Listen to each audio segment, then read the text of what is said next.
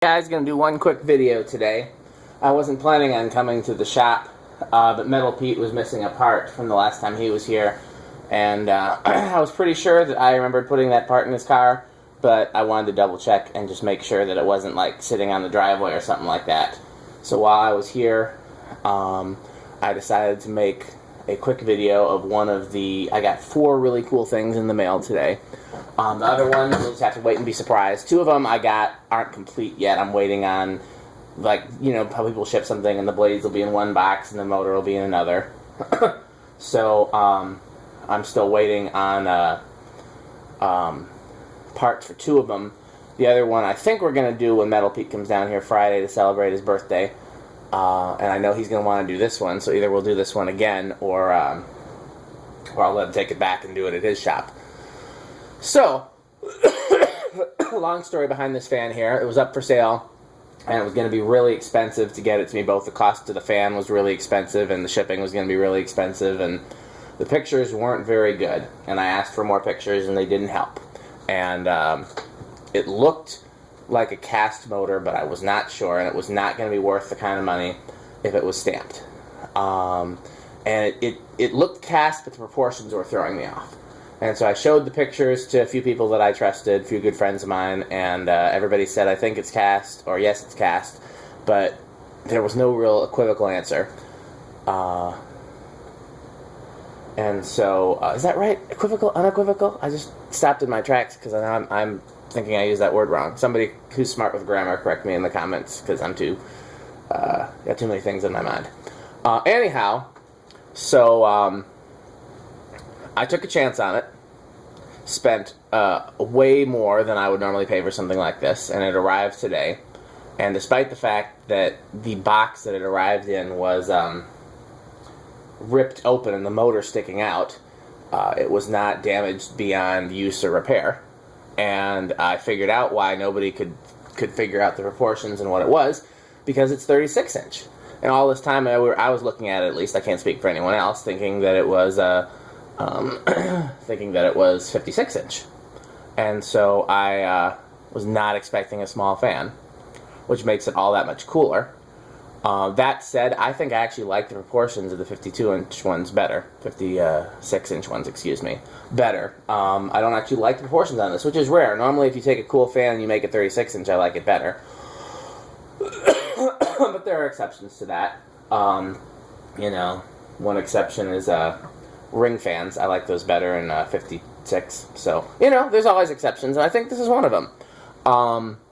But either way, this is cool. I've never seen a 36-inch cast before. There's probably one that's turned up overseas. In fact, I'm sure Tice, I don't know what his YouTube channel is, but there's a fan collector, a friend of mine who's from the Middle East, and he specializes in this type of fan. I bet you he's got a 36-inch cast one. But I've never seen one in the U.S. I don't even recall ever having seen one in Canada, and these are pretty common in Canada. So this is definitely rare. It's model 36F. I want to get your opinion, but I'm thinking of putting this in the museum instead of that little CEC that's there right now. That little CEC is there to replace, I think, the heat cycler, which replaced the relight, which the motor burned out, and I looked at my other relight motors, and they all looked a little suspect. So, rather than continue to burn out relights, I decided to just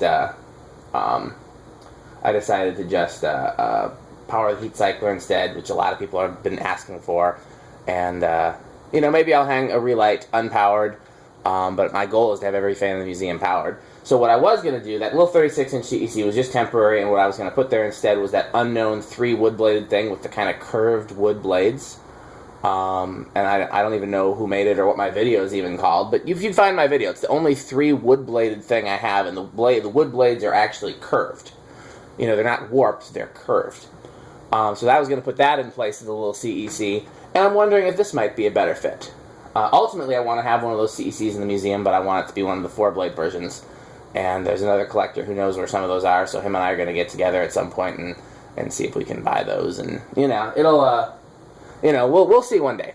But I want to know your thoughts about putting this in the museum, because I've always been thinking about putting one of the big SMCs in the museum, but they kind of look like a plain industrial. And this, you know, is a little bit a more unusual version of it. So anyhow, here we go. SMC model 36F. It's rated at 0.8 amps. I've not done anything to it other than take it out of the box and clean it up, touch it up, and that sort of thing. I didn't oil it. I didn't check the capacitor, so we'll see how it does. Okay, 0.86 is the inrush current. So I'm gonna guess that the capacitor is good. It's dropping now. 0.74. Looks like it's gonna stay at 0.73. Okay, 0.73. I'm gonna clean it up a little bit now that it's running. This is just a rag with Totally Awesome on it. I used Totally Awesome on it before, but I was very careful because I didn't want to get me on the label. So 0.74 again. So I'm going to guess that that capacitor is still good. Because that seems like a... Yeah, it's very cold up here today. Like I said, this is not a day I would normally do videos. When I got here, the thermometer would not even kick on because it was so cold up here. A lot of the lights wouldn't even kick on. So, oh yeah, it moves some air.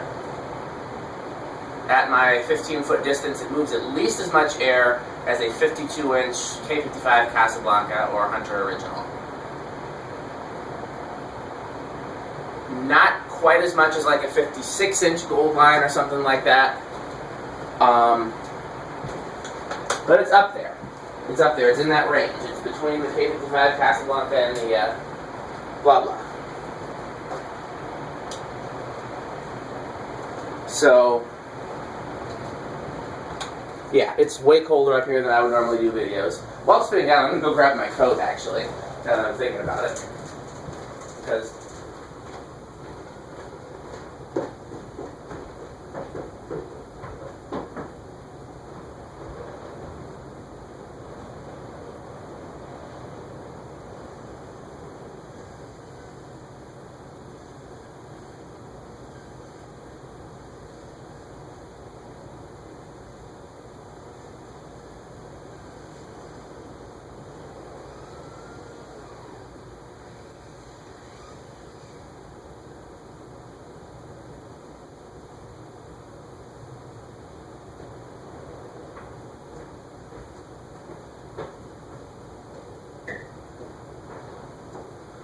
It stopped quicker than I expected.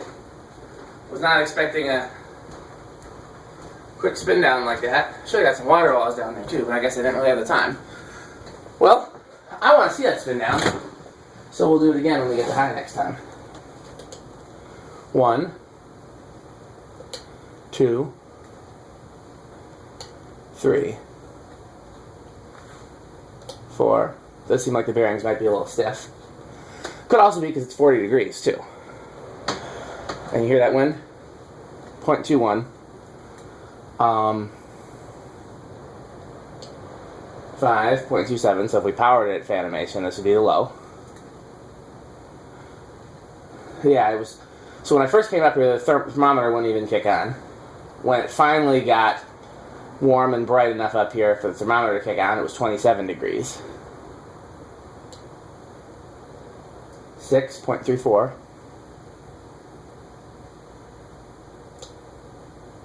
7.4. Now it's 41, which isn't bad, but I like for it to be over 50 degrees up here when I'm testing fans. Generally speaking, if it's over freezing outside, it's over 32 degrees Fahrenheit outside, 8.47,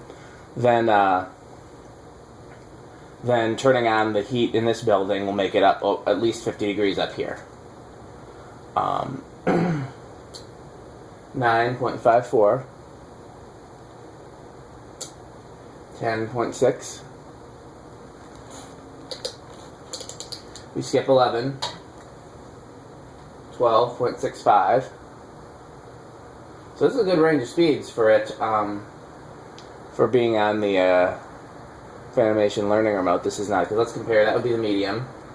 And here's your high. So big difference still. I'm not even going to let it get all the way up to speed to high. We're going to let it drop back down. I can't remember if I said what it was on 12, but it's 0.61. 13.66, 14.7, 15.72, 16.74. Alright, did I skip one? 15 is 0.7, 16 is 0.74, 17 is 0.75,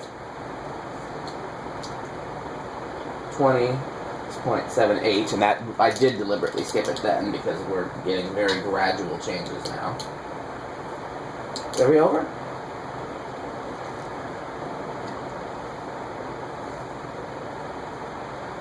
Yeah, we're over with 20. I don't know how I didn't notice that.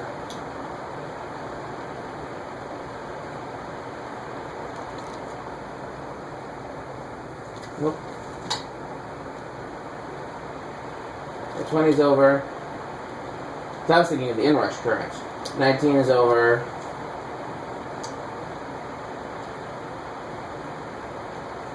$17 is over. 16 is right on the money. So really 15 is as high as you can go. Glad I caught that before it got to be too bad.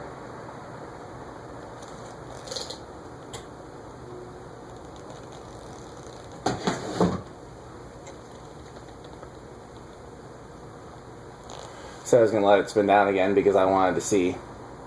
It seemed like it stopped rather abruptly.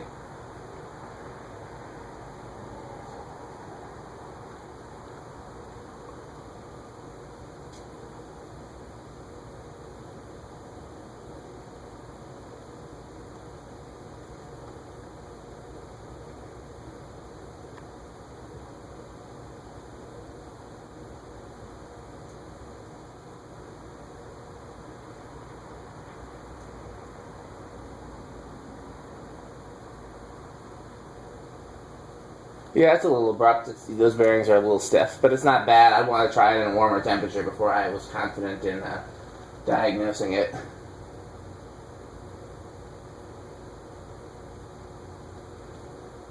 We're all the way up to 0.25 and we haven't started yet with the solid state. To oh, see, yeah, definitely stiff bearings. Now we're at 0.32. Turn of an eighth of a turn. 0.42. So far pretty quiet. Oh, nope, not there anymore. Another eighth of a turn and it's noisy. Probably not. Probably still living room quiet, but it's maybe not. It's hard to tell. Because again, there's so much other noise here with the wind and the heat and everything. Solid state high is 0.77, dropping to 0.72. Okay, I just want to try starting it again with the decade box, since the solid state was, not indicative of a good start. So let's see here. Nope, see now it doesn't start on 4, but it does start on 5.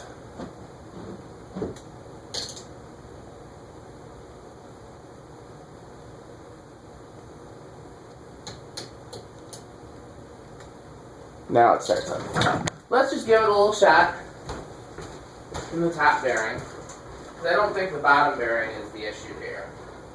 That top bearing is very dirty, and the fan does not appear to have any moisture problems, so I'm going to go ahead and assume that the problem is dirt in the top bearing. And I'm just going to give it just a little bit of the WD. I'm going to turn it on 5 and let it spin around for a little bit. That's not unintentional. You can see the WD-40 in your peripheral.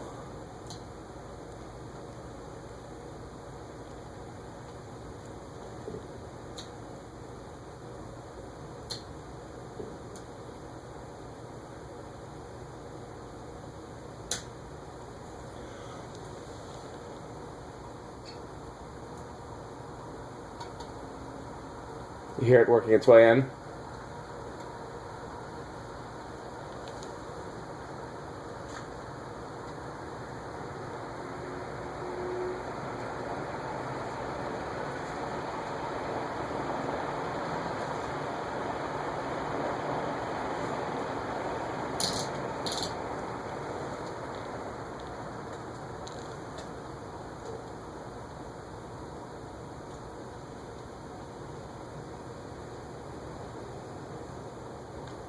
getting some faint wet bearing noise from it now, which is to be expected, which is why I try to avoid adding the WD if a fan is not problematic.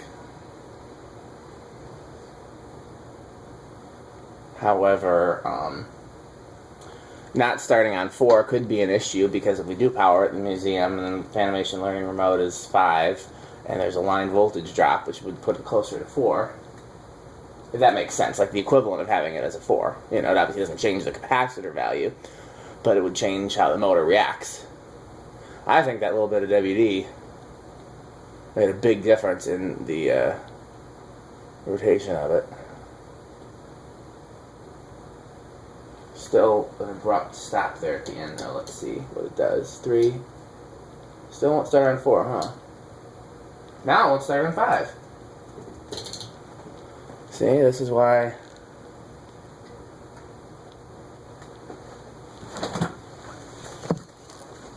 A little more.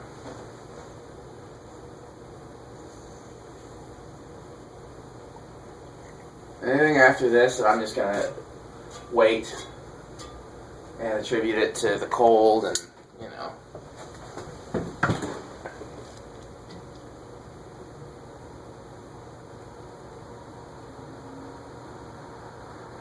Like I said, I'm definitely not going to touch the bottom bearing right now.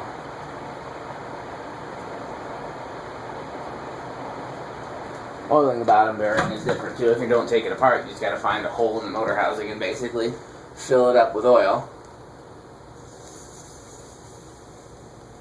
and hope that enough of it reaches the bottom. Now it starts on 4, but is it going to stall?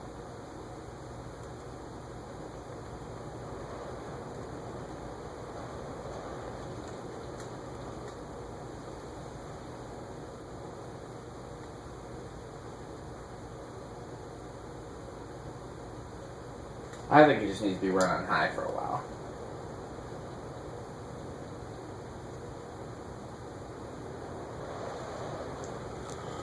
Well, I'll let it run on high for a bit while I'm cleaning it up here. So I'm going to unplug it from the test rig, plug it directly into the wall, and I'll put everything else away. While it runs on high, I'll put the test rig away.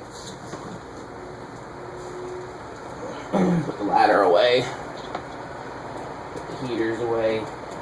I guess I can't put the ladder away, huh? Because I need to take the fan down. Oh well. Okay, well, thanks for watching.